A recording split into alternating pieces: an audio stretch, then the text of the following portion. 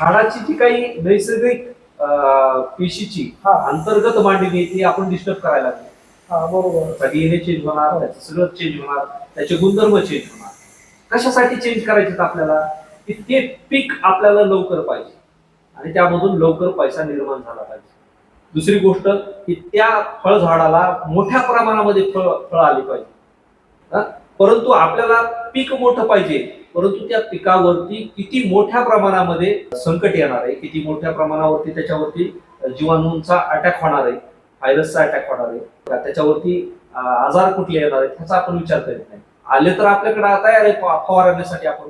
म्हणजे आपण औषधांच्या जीवावरती कुठलेही मोठे मोठे प्रयोग वेगवेगळ्या वनस्पतीवरती करायला लागलो आणि असे जर फळं, असे जर भाजीपाला आपण जर पुन्हा खाण्यात येत असेल तर मला सांगा की त्याचे परिणाम काय होणार आहेत ह्याचा विचार कोणीच केलेला नाही. ना खाणारा करतो, ना पिकवणारा करतो, ना विकणारा करतो. कोणीच विचार करत नाही. कारण ह्या तिघांना बी काय पाहिजे त्यातून? आजची गरज भागवायची पैशाची, लोकांच्या भुकेची, आरोग्याची आणि पोषक शरीराची गरज नाहीये.